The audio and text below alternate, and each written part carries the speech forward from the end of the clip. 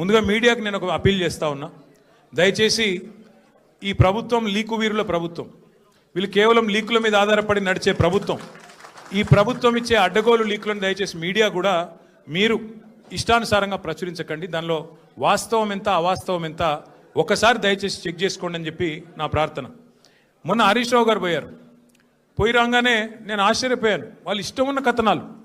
హరీష్ రావు గారికి ఇంటి నుంచి భోజనం వచ్చిందని ఒకరు, హరీష్ రావు గారు ఇట్లా అయ్యారు అట్లా అయ్యారని ఎవరు, ఇంకో 16 ప్రశ్నలు అడిగినారని ఇంకొకరు, తెల్లారి మళ్ళీ పేపర్లలో అదే అండి తెల్లారి పేపర్లలో ఇంకోటి, ఇవాళ నేను అక్కడ ఉన్నప్పుడు కూడా అట్లా చేసింటారు. ఫలానా ఆయన తీసుకొచ్చారు, ఇట్లా చేశారు, ఉక్కిరి బిక్కిరి, ఇన్ని ప్రశ్నలు.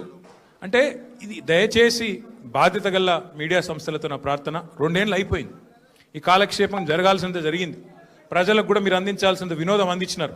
కానీ ఇకనైనా దయచేసి 1-2 సార్లు, ఎందుకంటే మాకు కూడా కుటుంబాలు ఉన్నాయి, మాకు కూడా అభిమానులు ఉన్నారు, మాకు కూడా కార్యకర్తలు ఉన్నారు, మాకు కూడా నియోజకవర్గాలు ఉన్నాయి, మాకు ఓట్లేసిన ప్రజలు ఉన్నారు, వాళ్ళు బాధపడతారు. ఇష్టం వచ్చినట్టు మీరు ఇట్లా వండి వార్చవద్దని చెప్పి నంబర్ 1.